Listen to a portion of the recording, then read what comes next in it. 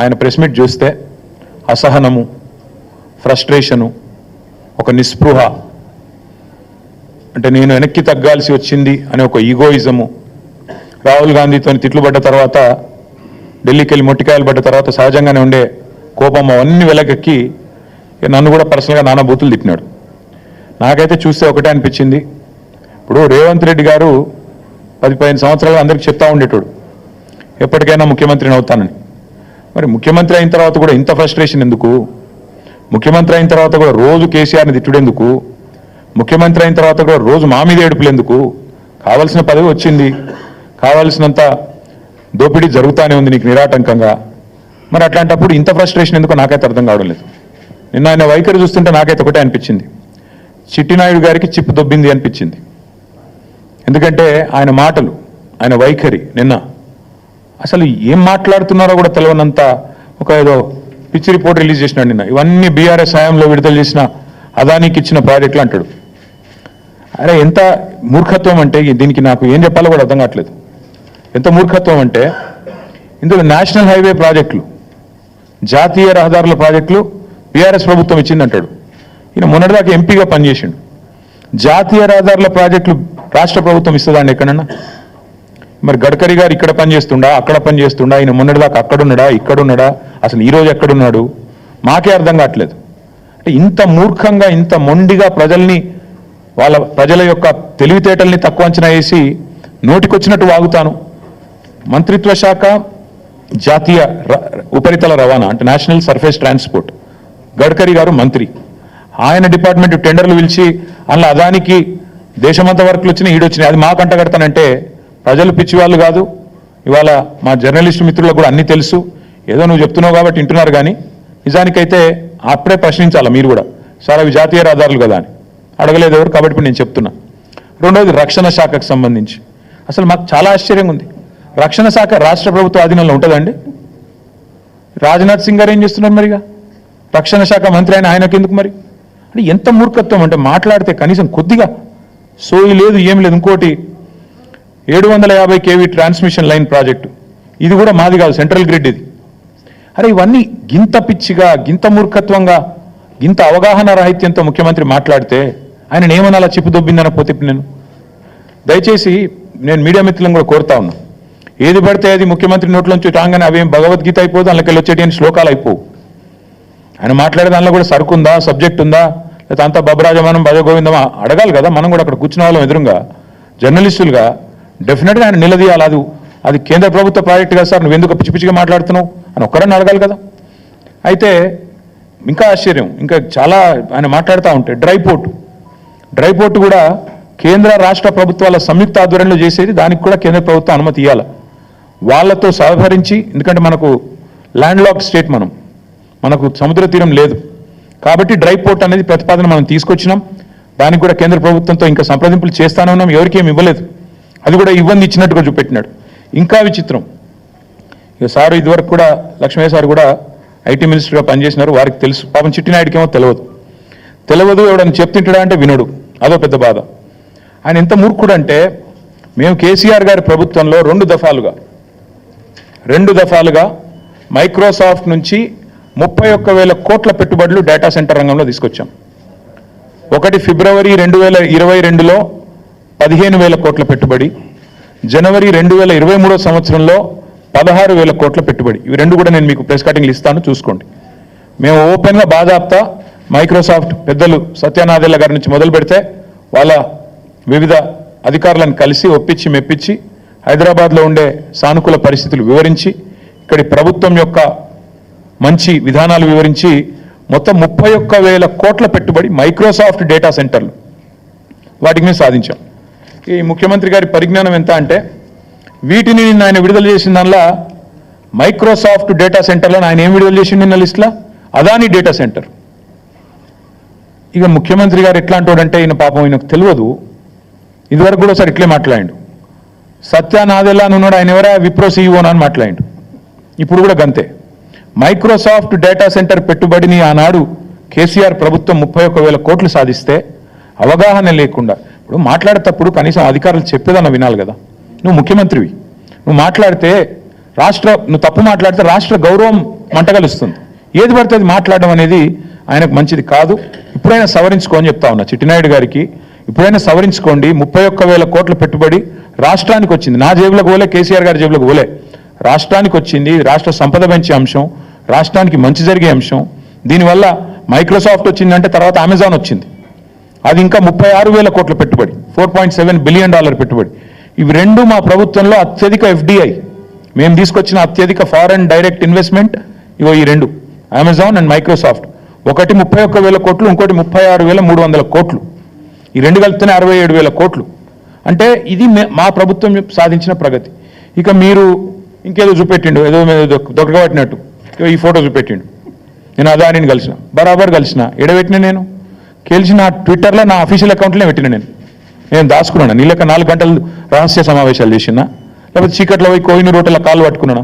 బరాబర్ దావోస్లో కలిసినాం. తర్వాత ఏం చేసినాం, ఒక ప్రపోజల్ ఇచ్చిండు, యోగి జెప్కి పని చేసినాం మేము. KCR rejects Adanis offer. మేము నీ లెక్క మాకు ఏం చేసినా బాజాప్తా చేసినాం తప్ప బేజాప్తా చేసే కర్మ మాకు లేదు. అదానీని మేము ఎన్నడూ ఎంకరేజ్ చేయలే. మేము రెడ్ సిగ్నల్ చూపెట్టినాం, నువ్వు రెడ్ కార్పెట్ వేస్తున్నావు. ఇది వాస్తవం. నువ్వు ఒప్పుకోకపోయినా ఎస్, ఇది నా అఫీషియల్ ట్విట్టర్ అకౌంట్లో పెట్టినా. నేను దాచుకునేదే ఉంటే, దొంగ చీకట్లో కలుసుకునేదే ఉంటే, నీ లెక్క లుచ్చా పనులు చేసేదే ఉంటే, నేను కూడా నీ లెక్కనే ఇంటికి పిలిపించుకొని రహస్యంగా దొడ్డిదారులకి పిలిపించుకొని కాళ్ళు పట్టుకొని కాళ్ళు ఒత్తుకుంటా 4 గంటలు నేను కూడా కూర్చుంటుంటి. కానీ నీలాగా నాకు చిల్లర పనులు చేసే అలవాటు లేదు. నువ్వు తిట్టున్నా, నువ్వు నాకేం ఫరకూడదు. తిడుతున్నావు, ఈ తెల్లారు లేస్తే సైకో, నేను సైకో అనట. మరి నువ్వేంది సాడిస్టువా? ప్రజలను కొండారెడ్డిపల్లిలో, నేను నాకు తెలియకడుగుతా, కొండారెడ్డిపల్లి నీ సొంతూరు. నీ సొంతూరులో ఒక 85 ఏళ్ళ పెద్ద మనిషి సాయిరెడ్డి గారు, మాజీ సర్పంచ్, నీకోసం పనిచేసిండు మొన్న ఎలక్షన్లో. నీ ఫోటో ఇక్కడ గుండె మీద బ్యాడ్జ్ మీద పెట్టుకుని పాపం నీకోసం తిరిగిండు పెద్ద మనిషి. గాయన ఇంటికడ్డంగా గోడ కడతారు ఎవడని నాకు అర్థం కాదు. అసలు మనిషివేనా నువ్వు, మృగానివా? ఇంటికడ్డంగా గోడ కట్టి ఆ ఇంట్లోకి వెళ్ళి పెద్ద మనిషి బయటికి రాకుండా చేసి ఆఖరికి ఆయన ఆత్మహత్య కారణమైతే ఇలా పోలీసు వాడు కేసు పెట్టాడు. ఆయన బాడీ తీసుకుపోయేందుకు కూడా ఇరుకు సందులోకి వెళ్ళి తీసుకుపోతాను. ఇంతకంటే హీనమైన పని ఉంటుందా? ఇంతకంటే హీనమైన పని ఉంటుందా అని నేను అడుగుతున్నాను. ఏం మనిషి నాకు అర్థం కాదు. సాడిస్ట్ కాకపోతే ఏమన్నా అలిగినాడు.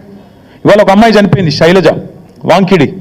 ఆ అమ్మాయి అంత్యక్రియలకు మా కోవలక్ష్మి గారు, ఆమెకు గిరిజన బిడ్డ, ఆదివాసీ బిడ్డ, ఆమె పోతానంటే నీకేం నచ్చిందా నాకు అర్థం కాదు. ఇంట్లో హౌస్ అరెస్ట్ చేస్తావా?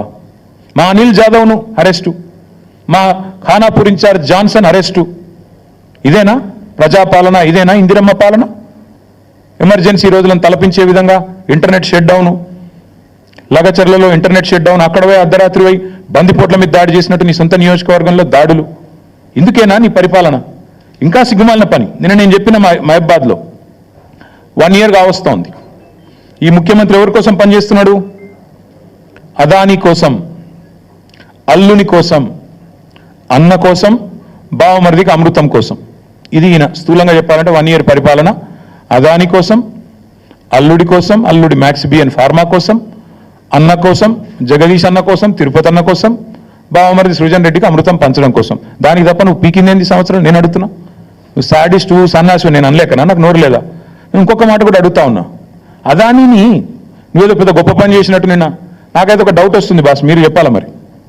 నేను ఎప్పుడు చెక్ ఇచ్చిండు అదానీని చూసుకున్నా. 14 పోయిన నెల అక్టోబర్ అనుకుంటా, అక్టోబర్ నాడు చెక్ ఇచ్చిండట. ఎవరు? అదాని గారి. నాకు ఈయన నిన్న చెప్తుండు గర్వంగా, మేము ఆ చెక్కును క్యాషే చేయలే. నాకు తెలియక అడుగుతా బాస్, నాకెవరైనా చెక్ ఇస్తే వెంటనే బ్యాంకులు వేస్తా, చెక్ క్యాష్ చేసుకుంటా. మరి నువ్వు 38 రోజులు ఎందుకు చెక్ క్యాష్ చేయలే? అయితే వానికి ఇచ్చే ఉద్దేశం అన్నా లేకపోవాలి, నీకు దాన్ని క్యాష్ చేసే ఉద్దేశం అన్నా లేకపోవాలి. లేకపోతే దాని చెక్ చూపెట్టి వెనకెళ్ళి పైసలైనా దొబ్బిండాలా కుల్లా. ఇక ఇంతకంటే ఇక దాచితందుకు ఏం లేదు. ఇప్పుడు పోస్ట్ డేటెడ్ చెక్కులు మనం విన్నాం, కానీ ఇది ఎక్కడిది విచిత్రం ఇది. అక్టోబర్ 14 చెక్ ఇస్తాడట ఈయన. నిన్న మేము 38 రోజుల పాటు మేము క్యాషే చేయలే. మరి ఏం చేస్తున్నావు? ఇంకొకటి అడుగుతున్నా నేను, అసలు అదాని దొంగనికి నిన్న తెలిసిన అది మొన్న మహారాష్ట్రలో ఏం మాట్లాడినావు? నిన్నగాక మనం వీడియో చూపెట్టమంటే చూపెడతాం మీకు. ఇప్పుడు మీరు కూడా చూసి ఉంటారని చూపెడతలేను. ఒక గజ దొంగ గుజరాత్కి వెళ్ళి వచ్చి ధారావి ల్యాండ్ ఎత్తుకపోతుండు, అక్కడ మాట్లాడతావు. ఇక్కడికి వచ్చేమో మళ్ళీ నిన్న సుధపూస లెక్క కూర్చొని నిన్ననే తెలిసింది నాకు దొంగ అని, రాహుల్ గాంధీ నెత్తిమికెళ్ళి 2 చంపగానే తెలిసింది, ఇదివరకు తెలియదు అన్నట్టు మళ్ళీ యాక్టింగ్ లేంది, స్వాతిముత్యం యాక్టింగ్లు. నేను అనేది అదే, మొన్న గజ దొంగ అయినోడు నేను ఇక్కడ రాగానే సత్యపూసైందా? మొన్న మహారాష్ట్రలో గజ దొంగ అంటివి, ఇక్కడికి వచ్చేమో మేము ఇవాళ ఒక్కటే అడుగుతున్నాం. సరే 100 కోట్లు ఆయన ఇయ్యలే, నువ్వు తీసుకోలేదు, షో చేసిన ఇద్దరు కలిసి డ్రామా చేసిన అర్థమవుతుంది. ఆ చెక్కు ఇయ్యలేదు, ఈయన వేయలేదు, అది క్యాష్ కాలేదు, నువ్వు వెనకకి ఇచ్చిందే లేదు. ఇక రెండోది 12,400 కోట్లు అందులో నువ్వు ఇచ్చిన లిస్టే పంప్డ్ స్టోరేజ్ యూనిట్ అట. అది తెలంగాణలో పంప్డ్ స్టోరేజ్ పాలసీ ఉందా అండి? పంప్డ్ స్టోరేజ్ అంటే తెలంగాణలో పాలసీ ఉందా? మరి ప్రపోజల్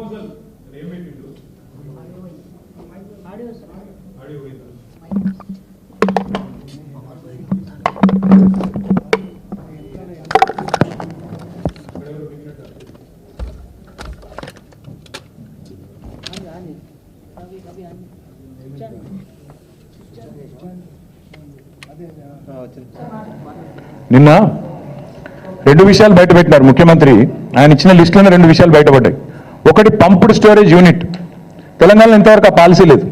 మరి పాలసీ లేకుండా అదాని కాడికి వెళ్ళి పైసలు ఎట్లా తీసుకుంటా అనుకున్నావు? పాలసీ లేకుండా ప్రపోజల్ ఎట్లా తీసుకున్నావు?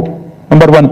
నెంబర్ 2, కొడంగల్ ఇన్ని రోజులు అల్లుని కోసం అనుకున్నాం, ఇప్పుడు అదాని కోసం అంటే ఇప్పుడు తెలిసింది. 9 మిలియన్ టన్నుల ప్లాంటు కొడంగల్లో సిమెంట్ ప్లాంట్ పెడతారట. మొన్న రామన్నపేటలోనేమో మొత్తం ప్రజలు మరలబడ్డారు, ఇక్కడ సిమెంట్ ప్లాంట్ పెట్టద్దు, అదానిది అంబుజా ప్లాంట్ అని. అక్కడ సిగ్గురాలి ఇంకా అది అట్లే పెడతారట, అందులో మూసీలకు కాలుష్యం పంపిస్తారట.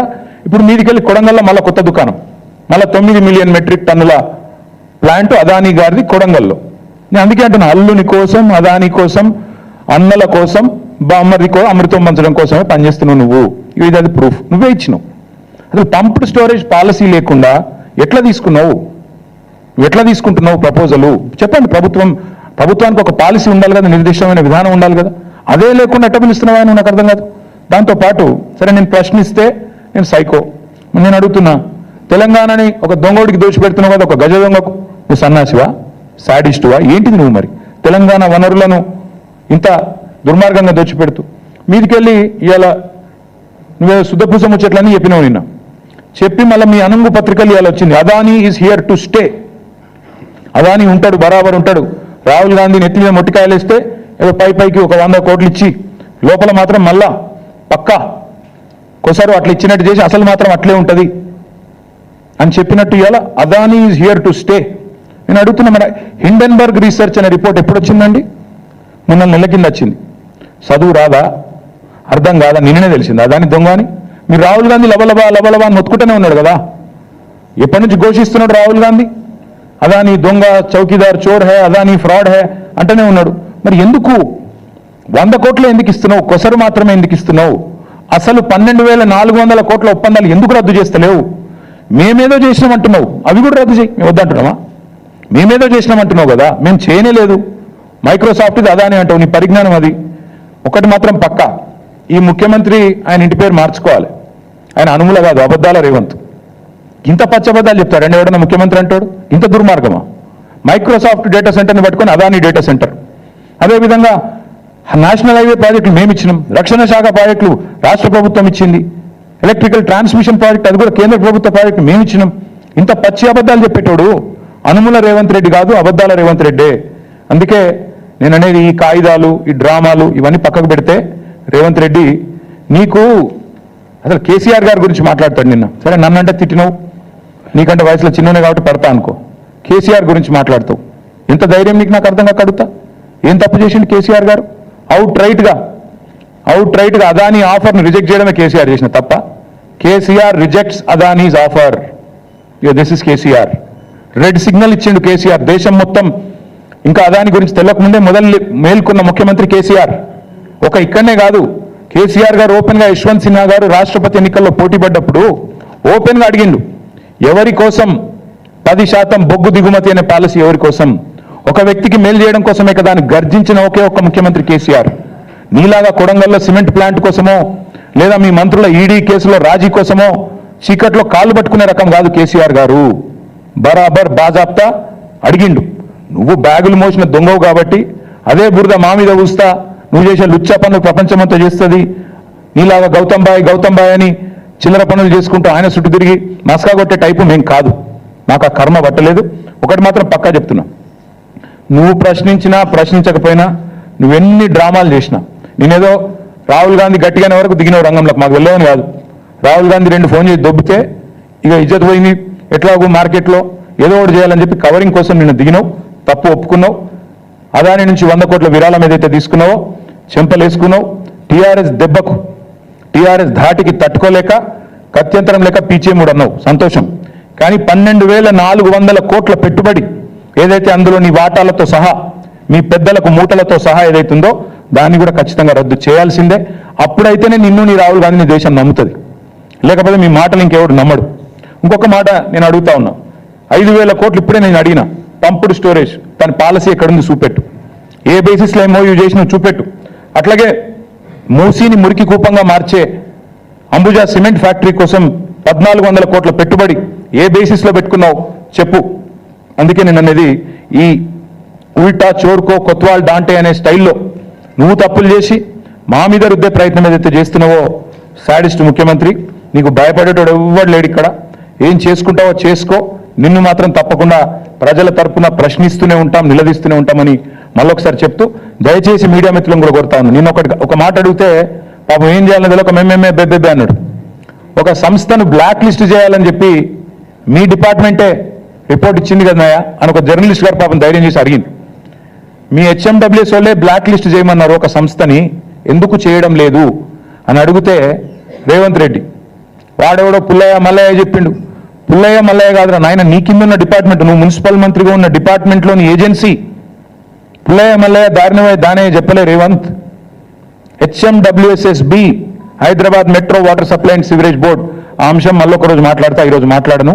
కానీ అంటే అంత తెలివి తక్కువగా, అంత అసహనంతో, అంత నిస్పృహలో ముఖ్యమంత్రి ఉన్నాడని చెప్పడానికే ఈ మాట చెప్తా ఉన్నా. మీడియాకు కూడా దయచేసి రిక్వెస్ట్, ఆయన ఏదో కన్ఫ్యూజ్ చేసి మన రాష్ట్రాన్ని బదనాం చేసే ప్రయత్నం చేస్తే మీరు కూడా ఆయన ట్రాప్లో పడవద్దని మా ప్రార్థన, మా విజ్ఞప్తి. Thank you.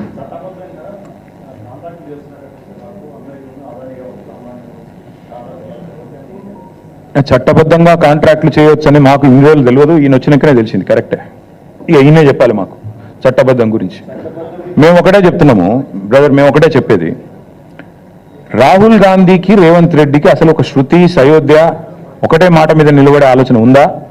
అయితే ఆయన పిచ్చోడు లేకపోతే ఈయన పిచ్చోడు, ఇద్దరు ఎవడో కూడా తెలుసుకోమన్నాడు. ఒక రూమ్లో కూర్చొని ఇద్దరు ఎవడు పిచ్చోడు తెలుసుకొని బయటికి రమ్మనండి.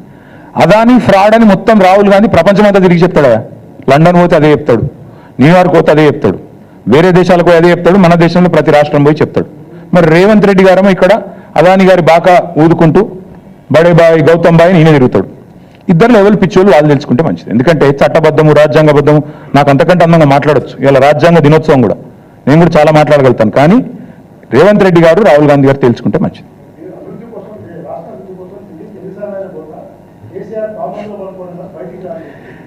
రాష్ట్రాభివృద్ధి కోసం ఢిల్లీకి పోతే పర్వాలేదు, కానీ 8 మంది బీజేపీ ఎంపీలు తెచ్చింది 8 రూపాయలు తేలే.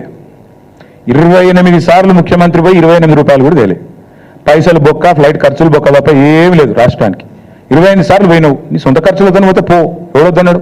ఓం బిర్లా పెళ్లికో లేకపోతే లేకపోతే ఇంకో పేరంటానికో ఇంకొకటికో మేము ఎందుకు వద్దంటాం. కానీ రాష్ట్ర ప్రజల సంపద, నువ్వు ప్రతిసారి ఎక్కే విమానం, దిగే విమానం, స్పెషల్ ఫ్లైట్లు ఏవైతున్నాయో అది రాష్ట్ర ప్రజల పైసలు. కనీసం పెట్టిన పెట్టుబడిన పడతలు కావన్నా వద్దా? 28 సార్లు పోతే ఒక్కొక్క ట్రిప్ కనీసం ఈయన మహానుభావుడు పెద్ద మళ్ళీ బృందం పోసుకొని పోవాలి, మళ్ళా బీజేపీలతో అర్ధరాత్రి సమావేశాలు చేయాలి, దానికి అడ్డగోలు ఖర్చు అవుతుంది. ఆ మాత్రం పడతలన్నా కావాలన్నా? అవుతుందా? 28 రూపాయలు ఇచ్చినావా?